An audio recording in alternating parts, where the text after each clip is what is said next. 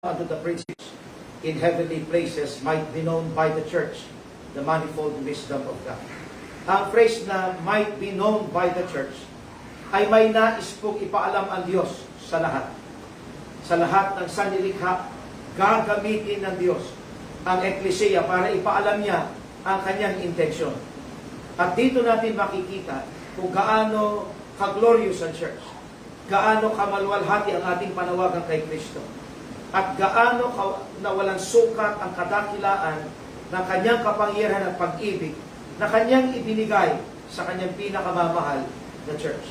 In Ephesians chapter 5, the Bible says, Paul wrote in Ephesians 5:25, Christ also loved the church and gave himself for it, that he might present it to himself a glorious church, not having spot or wrinkle or any such thing, but that it should be holy and without blemish. And in Romans chapter 8, makikita din natin na ang church ay nakatayo at binabalot ng dalawang uri ng pag-ibig. The love of God in Christ and the love of Christ sa kanyang church. Kung nasaan ang pag-ibig ni Kristo, nandun din ang pag-ibig ng Ama. At dahil tayo ay nasa pag-ibig ng Diyos, hindi tayo kailanman maghihiwalay sa pag-ibig na yan.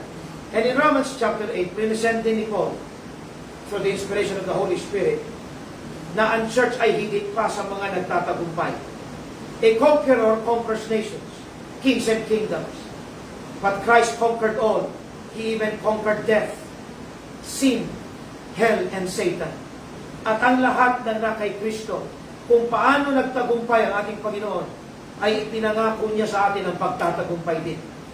Kaya marapat lang na may pagturing at na mataas at pagtangi ang bawat iniligtas ng Diyos na idinagdag niya sa kanyang church, na dapat maunawaan natin ang kadakilaan at kaluwalhatian ni Kristo sa kanyang church. The church is not the physical building.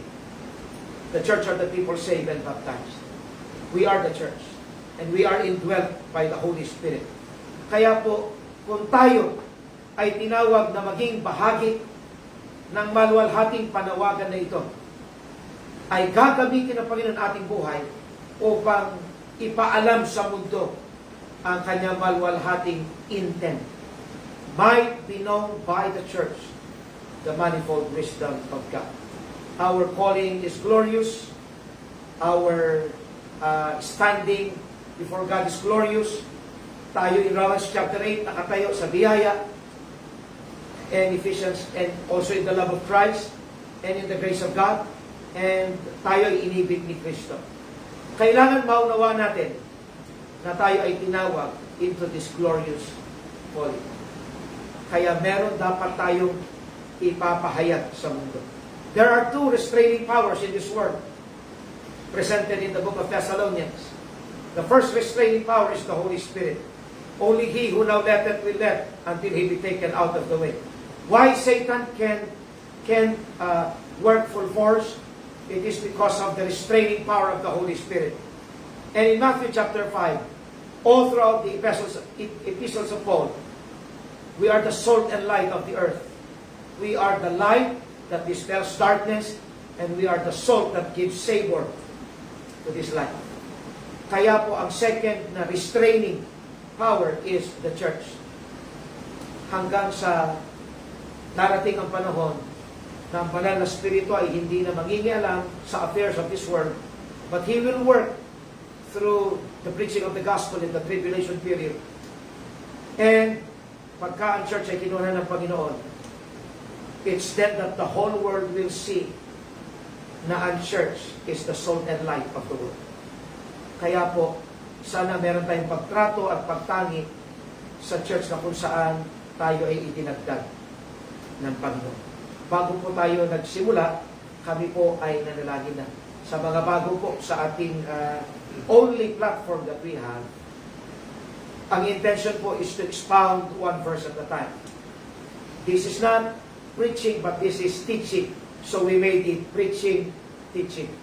We expound according to the flow of context within the given verse and within the given chapter. And tinitignan natin ang implied or mga napapaloob na mga katotohanan. So, please share the video also, and who knows, baka may pagpalain din sa mga pakikinig. Let's sing one song.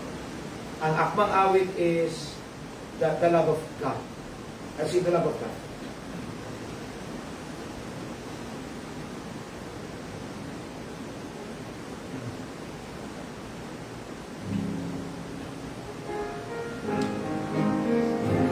All together now.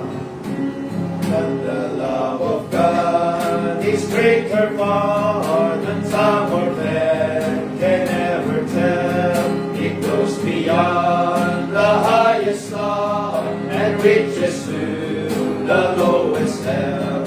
The guilty pair bowed down with care. God gave His Son to win His every child. He reconciled and pardoned from his sin. O love of God, how rich and pure, how measureless and strong. It shall forevermore endure, the saints and angels' song.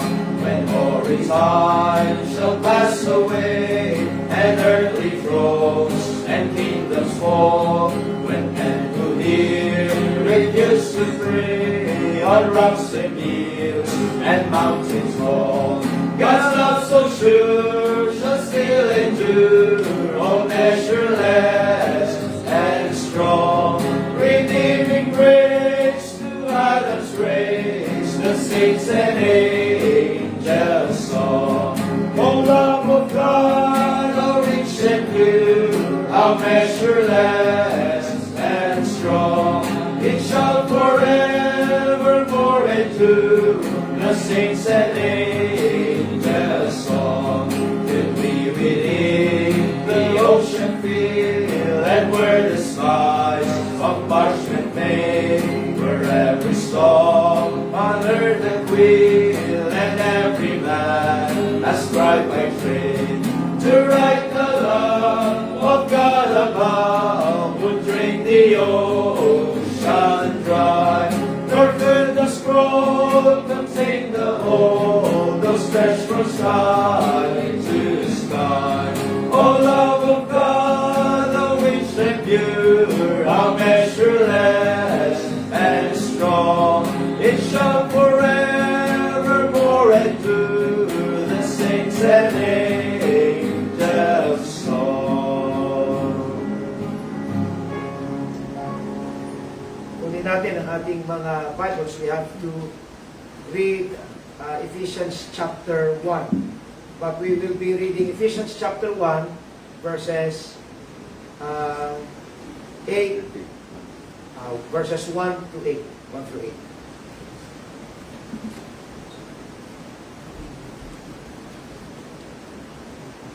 Ephesians 3, chapter 1 to, verse 3, verse 1 to 8.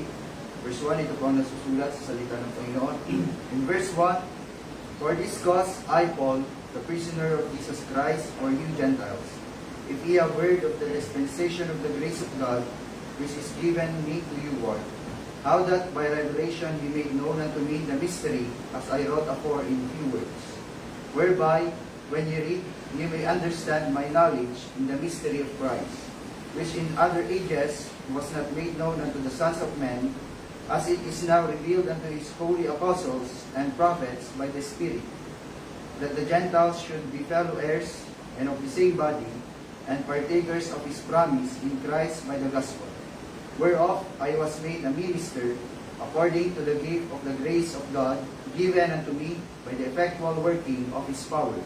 And to me, who am less than the least of all saints, is this grace given, that I should preach among the Gentiles the unsearchable riches of Christ.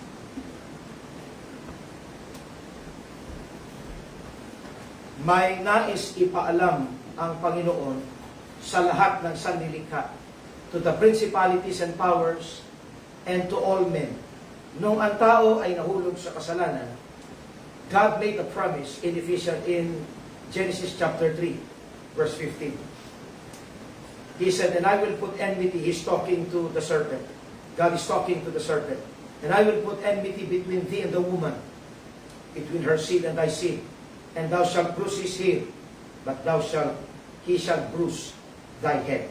Susugatin mo ang kanyang mga paa at babasagin niya ang iyong ulo. The head crusher is none other than the Lord Jesus Christ. At hindi pa ito nahayag sa lumang tipan. At nung ito'y tinawag ng Bible in the epistles of Paul as the mystery. At ito ay nahayag sa atin ngayon. Bakit natin kailangan pag-aralan ito? I have already taught this, but this time, titignan natin yung mga nakapalibot doon sa chapter na mga doctrinal truths for us to understand, the theological truths, for us to understand na kung tayo ay tinawag sa maluwalhating panawagan na ito, mauunawa natin na napakasagana ng biyaya ng Diyos. Hindi tayo maghihiwalay sa pag-ibig ng Diyos. Ikatlo, gagamitin ng Diyos ang ating buhay para ito'y maipaalam sa buong mundo, ang kanyang maipaalam through the church, ang kanyang maluwalhating panukala. At pang-apat, na ang lahat ng kanyang iniligtas ay hindi kailanman maghihiwalay sa kanyang pag-ibig. We have to understand that we are more than conquerors. And to serve God is our highest privilege. That is expounded in Romans chapter 12, verse 1 and 2. I beseech you therefore, brethren, by the mercies of God, that ye present your bodies a living sacrifice. Bakit living? Ang sacrifice po in the old ay namamatay. We are now a living sacrifice because our Savior died for us so that we might live through Him and even for Him. Living sacrifice, holy, acceptable unto God, which is your reasonable service. We find the expression of our love and thanksgiving through our reasonable service. Ang reasonable po, in the Greek is logikos, which kung saan nanggaling ang salitang logic. It's just logical to serve the Lord when He called you into His grace, reached you with His grace, elected you unto salvation, and added you to His glorious body. You have all the reason to rejoice. Kung kayo po'y kasama namin nakatayo, maaari na po tayo maupo. And to make, verse 10, and to make all men see what is the fellowship of the mystery, which from the beginning of the world had been hid in God, who created all things by Jesus Christ. Ang lahat ng pangako, ang lahat ng pag-ibig, ang pagtatagumpay, and even the glorious ministry, ay ipinagkaloob ng Diyos sa kanyang eklesiya. Himayin po natin ang chapter and even the book. This will be a theological study presented also. I-represent natin ang implied na papaloob na mga katotohanan in its practical theology. Christ made known to the church. So itong phrase na to na might be known by the church. Ang church ang gagamitin ng Diyos as instrument para maipahayag ang kanyang intent. Pero nung ipapahayag ng church, yung mga ipinaalam ng Diyos sa kanyang pinakamamahal na eklesiya. Christ made known to the church. Notice the exclusivity of the promise. This is exclusively promised to all those who are in Christ. Ang hiwaga ng kanyang kalooban. Ephesians 1:9. Having made known, yung salitang known, might be known by the church. So ang known ay ginamit 6 times in the book of Ephesians. Ang unang pagkakagamit ng salitang known is in Ephesians 1:9. Having made known unto us the mystery of His will. Ano itong hiwaga ng kanyang kalooban? Ito yung panukala, ito yung plano ng Diyos. How He will redeem mankind. How He will redeem His own from sin and hell and from the wrath of God. May tatlong nahayag na hiwaga in the book of Ephesians. First is the mystery of the church. Ephesians chapter 3.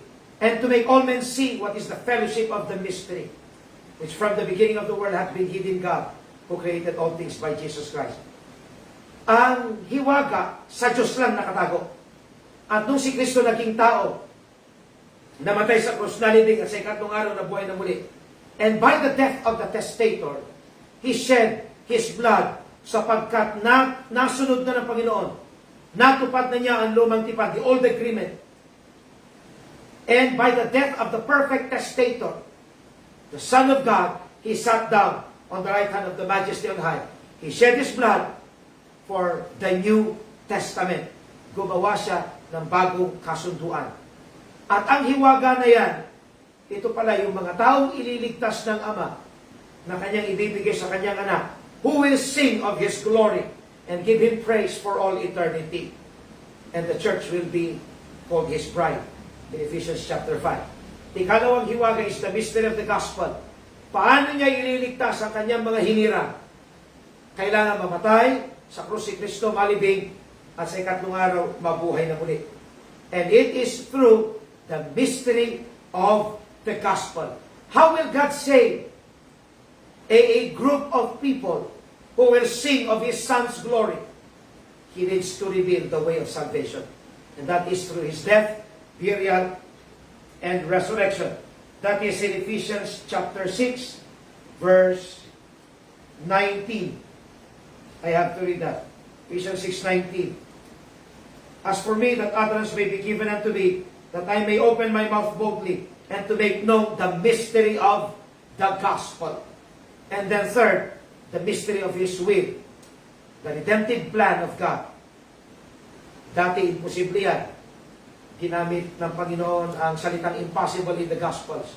With men it is impossible, but with God all things are possible. He is referring to the salvation of men. Salvation is impossible, but God made it possible through the Lord Jesus Christ. Kaya po, tayo ay tinawag na maging kabahagi sa pangakong ito dahil kay Kristo sa pamamagitan ng Ebanghelyo. Si Kristo'y namatay, nalibing, at sa ikatlong araw, siya'y nabuhay na muli. If Christ called you to be part of this grace, you have all the reason to serve Him, to thank Him.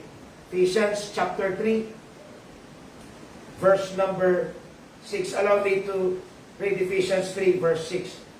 That the Gentiles, tayo and Gentiles, should be fellow heirs of the same body and partakers of His promise in Christ. Partakers of His promise in Christ by the gospel. Napakasimpleng salita, gospel. But Ephesians, ginamit niya ang salitang unsearchable at idinagdag ang salitang riches sapagkat the gospel ay walang sukat ang kanyang kayamanan. For all eternity, in that simple word gospel, napapaloob the eternal counsel of God. How He saved us by His grace. Kaya, if you know you're saved, and you belong to the church, napaka-imposible na hindi mo kayang ibigin ang church, ang ecclesia. And to do the will of God, na may kasanayan, perfection, doing the will of God from the heart.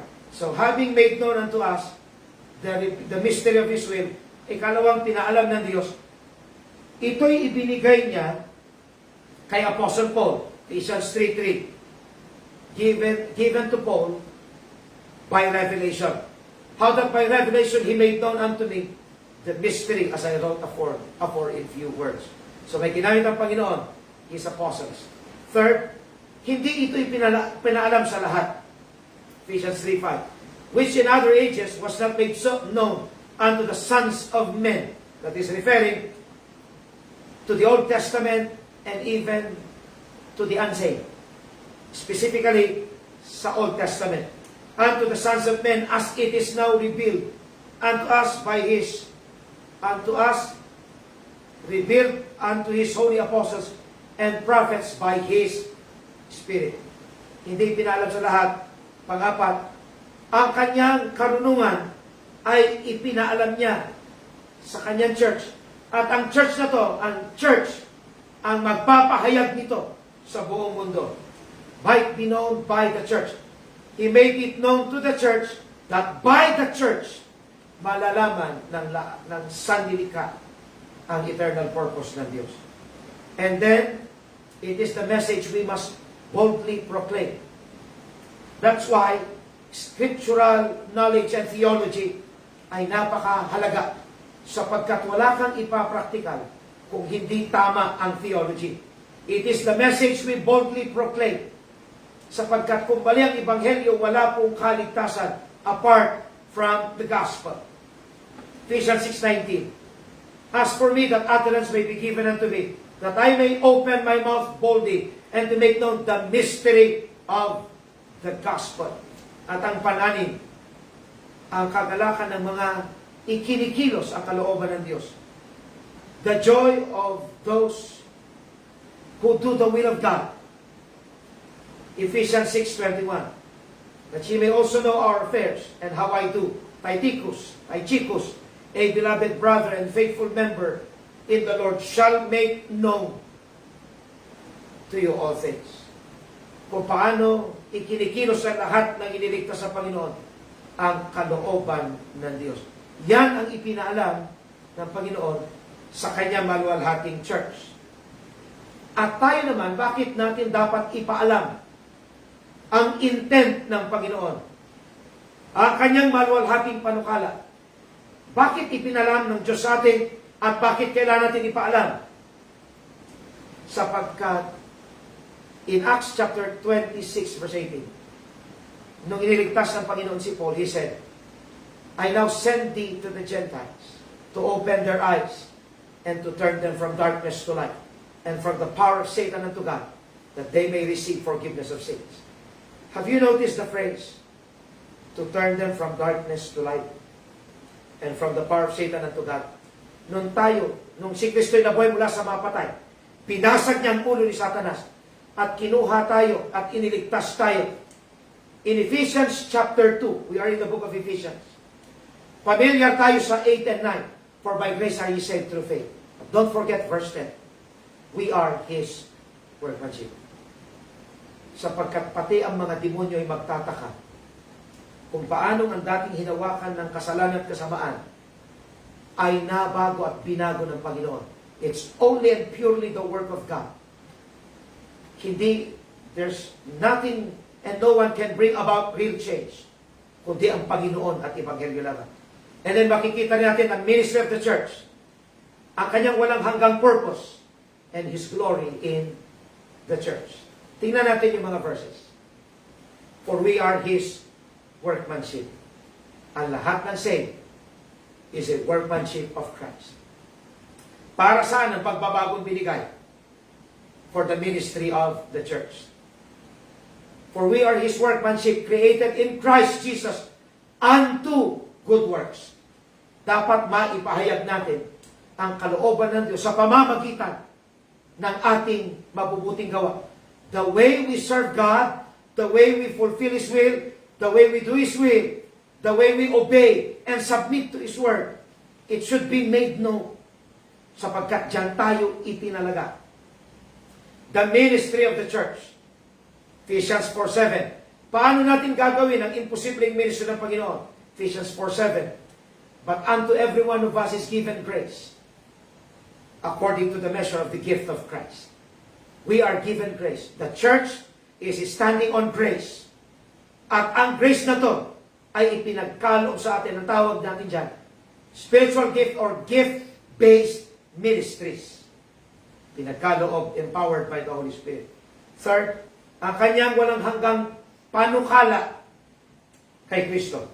According to the eternal purpose. It was planned in ages past, in eternity past. And it will continue on in eternity present and future. Paano nangyari na ang tao makasalanan ay makakasama ni Kristo to rule and reign with Him forever? It is because of the presence of eternal purpose. Hindi maaari na ang iniligtas ng Panginoon ay pababayaan niya. Sapagkat ang panukala ay walang hanggan.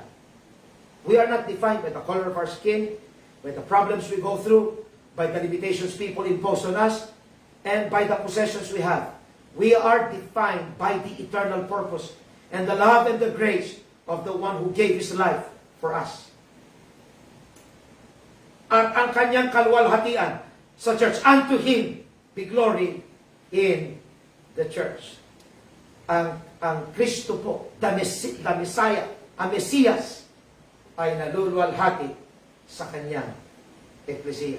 We have to make this known sapagkat walang ibang paraan ang Diyos para ipaalam ang kanyang maluwalhating panukala kung hindi sa pamamagitan ni Kristo lamang, sa pamamagitan ng church, sa pamamagitan ng kanyang salita, sa pamamagitan ng ating paglilingkod at pagpapahayag ng kanyang kaluwalhatian.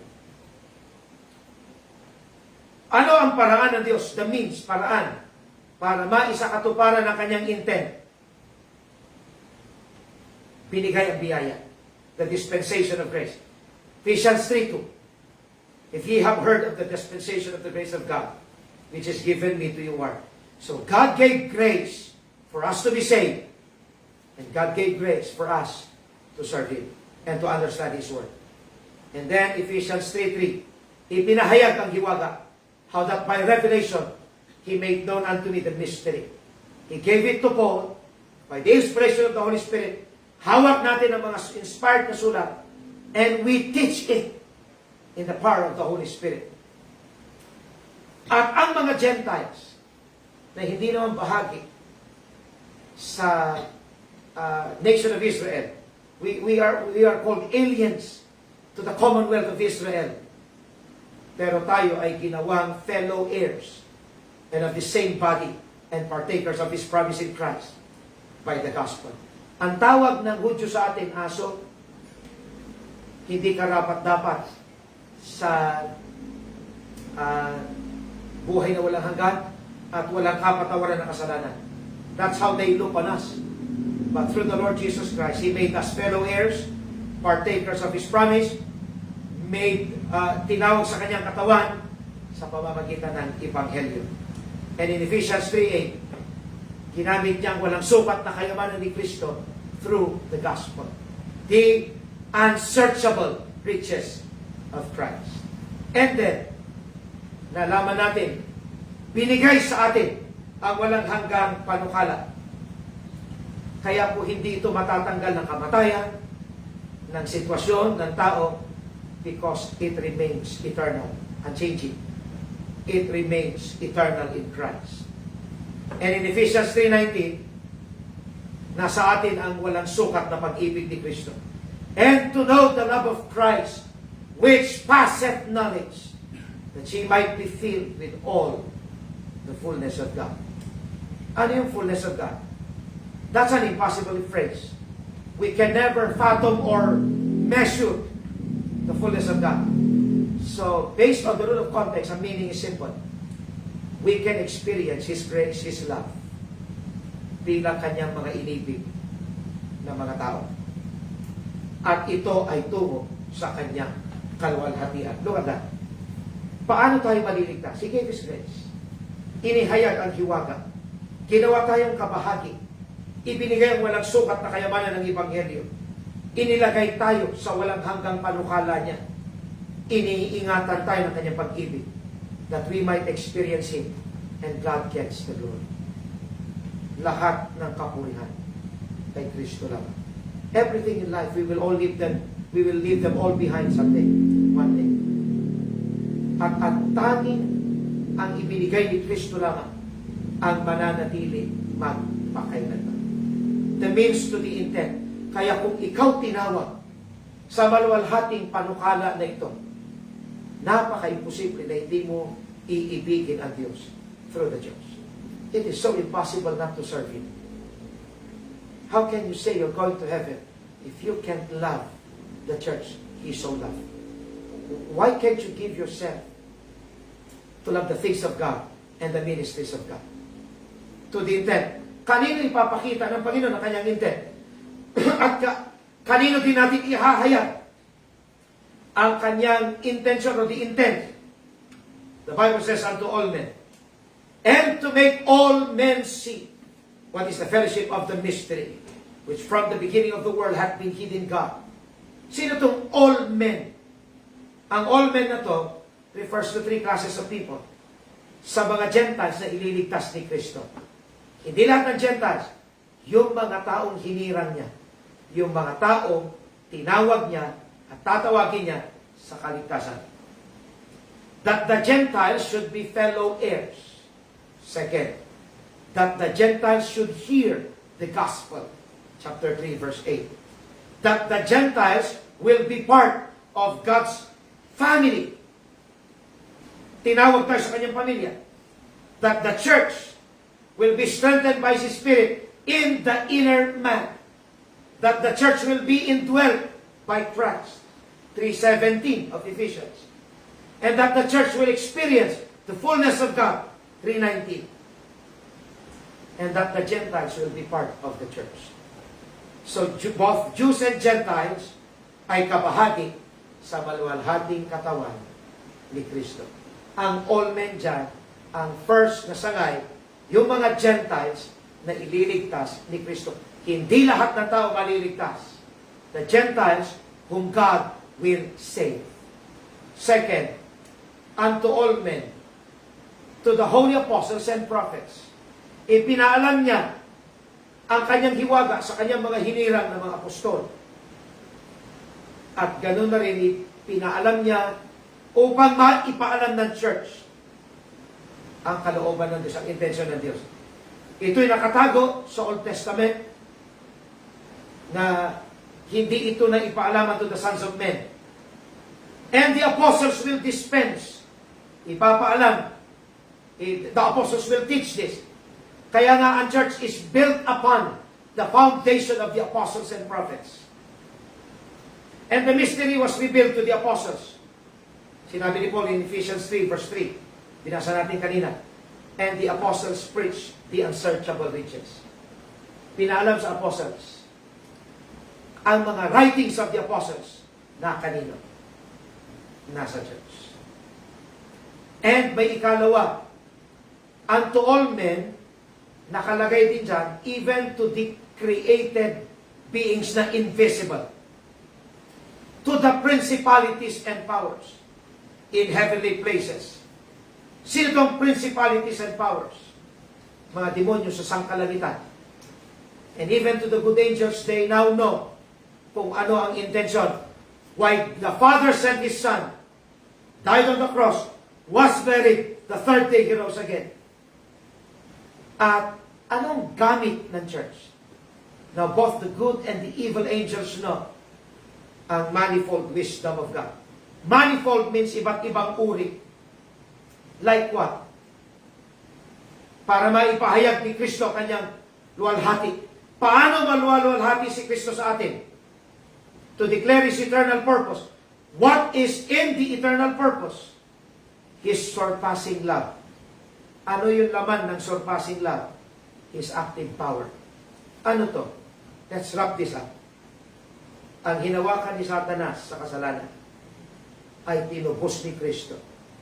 Binago ni Kristo. Pinasag niya ang ulo ni Satanas. Tinalo ang ang kaaway na hindi natin kayang talunin, kamatayan. At hindi rin natin maiiwasan ng impyerno. Si Kristo'y namatay. Binayaran ang ating mga kasalanan. At nasatisfy na ang hustisya ng Diyos. When the Father poured upon His Son His eternal wrath. And He defeated hell. And He defeated Satan and his angels. He defeated them all. At ngayon, tayo iniligtas. Binago. No power could ever change that. Ang tawag doon, manifold wisdom. To whom God will show His intent, to the Gentiles whom He will save, and to the principalities and powers. At ikatlo, to the church He so loved. Ephesians 3:10 and 21. To the intent that now unto the principalities and powers in heavenly places might be known by the church the manifold wisdom of God. Unto Him be glory in the church. Ano ba ang nasa church? And to know, the word know in the Greek is ginosko. The love of Christ, the love there is agape. The word Christ is Christos, which passeth knowledge means hyperbalo, that she might be filled, plero, with all the fullness of theos. Himayin natin. Ang ginosko means hindi lang head knowledge. It's called experiential knowledge. Ipapaalam ng Diyos. Hindi lang sa ating isipan, but we can experience it. That is in Romans 12:2. That she may prove what is that good and acceptable and perfect will of God. Lahat ng kanyang niligtas na dinagdag sa kanyang church, He gave grace to worship Him, to express that love, to serve Him. And we then experience ang magandang plano ng Panginoon. To know the love of God, the love of Christ, the highest form of love. Ang knowledge naman, to throw beyond the usual mark. It means ang pag-ibig ni Kristo sa atin ay walang sukat. With all the fullness, it means the state of completion. Wala ka nang hahanapin pa sa lahat ng ibinigay ng Diyos. It is a life compelled by divine love. So if you have the love of Christ in you, you will be compelled. Pipilitin ka ng pag-ibig na yan. So, para ma-illustrate natin, this is the illustration. The church, able to comprehend and given the power to know. That is in Ephesians 3:19. And to know the love of Christ which passeth knowledge. And in Ephesians 3:18, that the church might be able to comprehend or experience. Ano yung ipinaunawa ng Diyos na dapat nating ipahayag din sa iba at nakikita sa ating buhay? If you belong to the church, wag na wag mong tatakbuhan ng ministry. Dapat ang ministry hinahanap mo. Wag na wag tatakbuhan ng anumang maaari mong magawa sa Panginoon. Sapagkat isang kabangmangan na sasabihin mong idinagdag ka ng Panginoon sa kanyang church and yet you don't serve. That's a contrast of your claim na ikaw ay saved from what we see in you.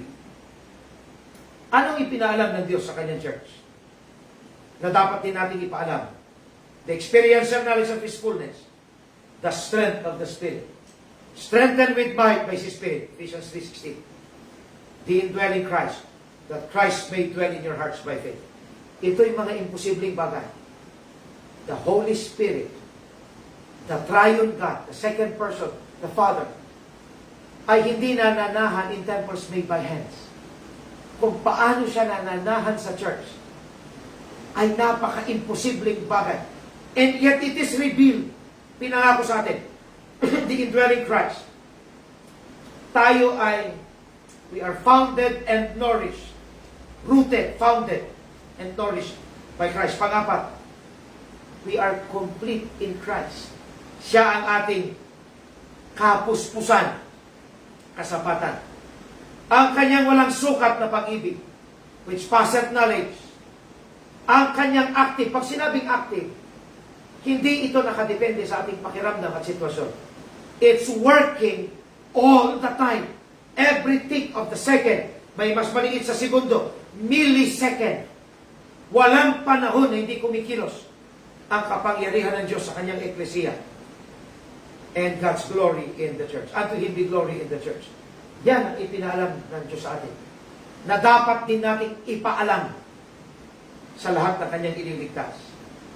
At ano naman yung ipinaunawa sa atin? The gospel.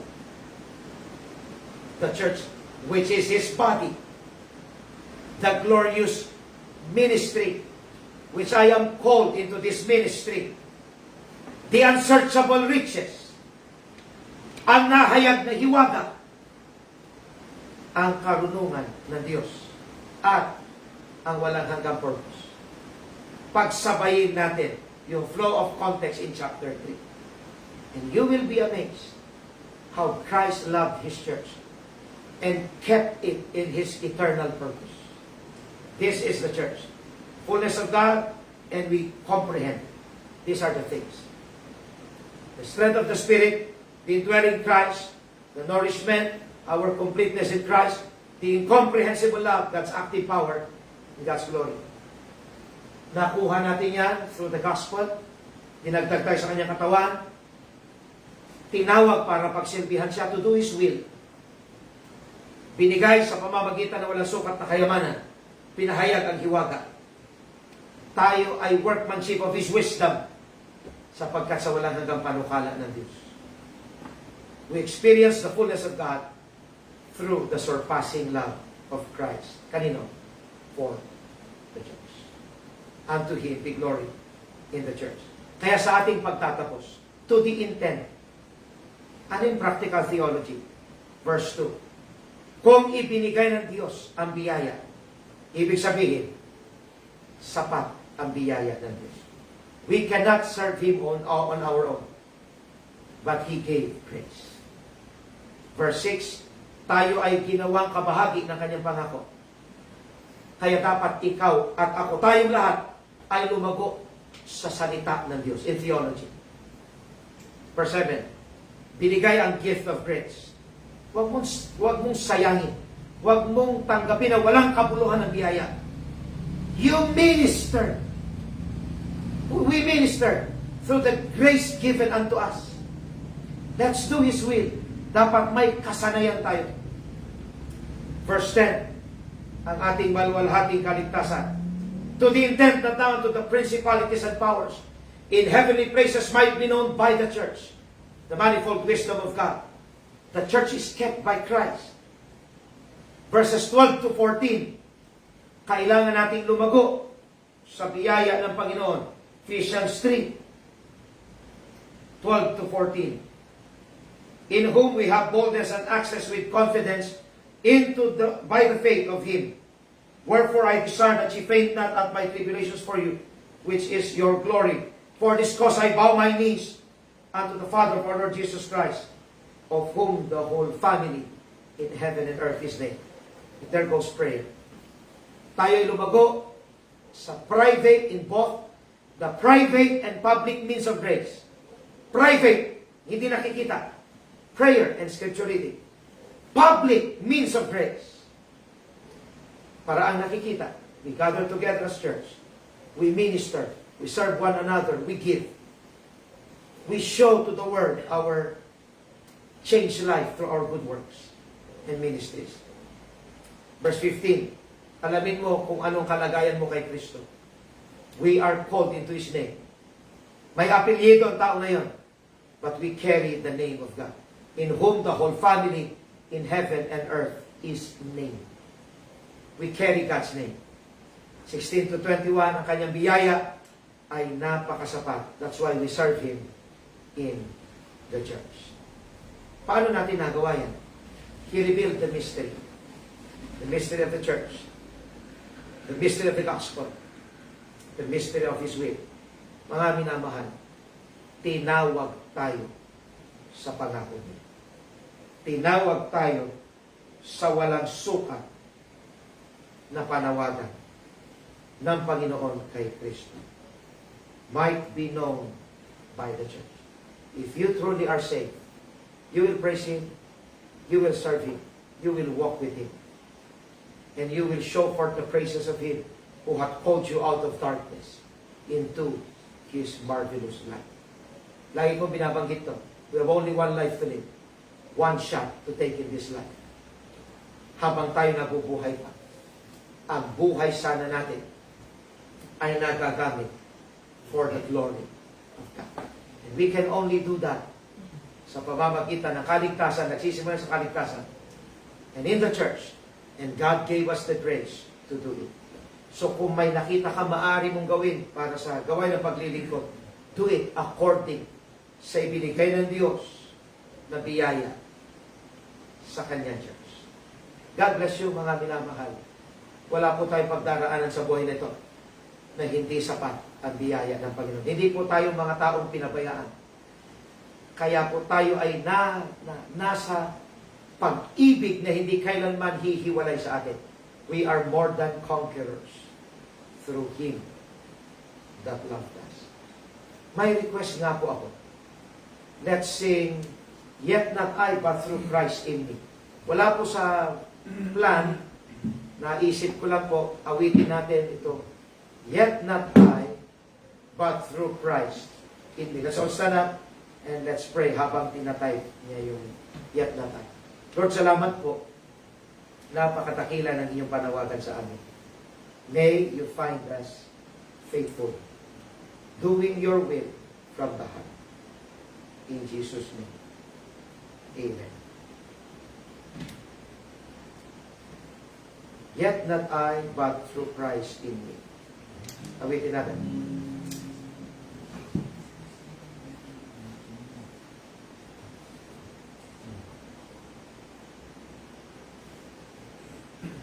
I-X mo yung una kanina.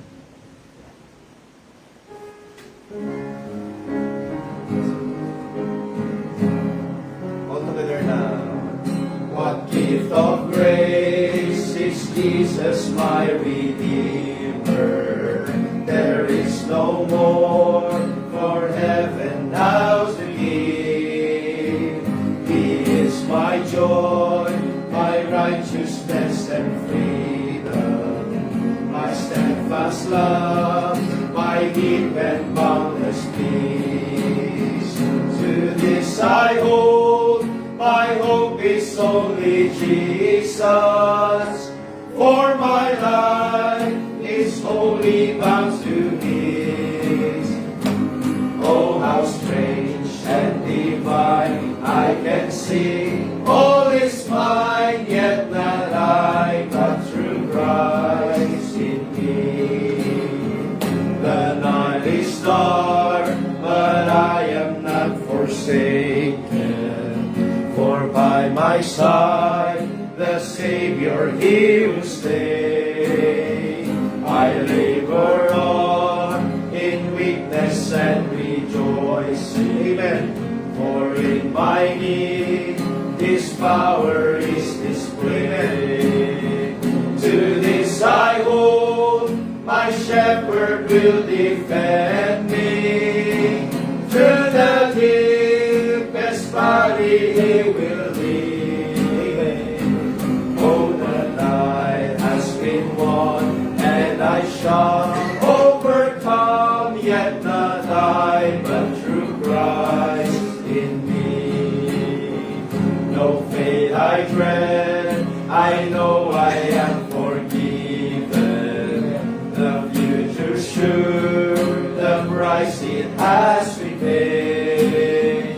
For Jesus bled and suffered for my pardon, and He was raised to overthrow the grave. To this I hold, my sins has been defeated. Jesus now and ever is my plea. Oh, the chains are released, I can see I am free, yet not I, but through Christ in me. With every breath I long to follow Jesus, for He has said that He will bring me home.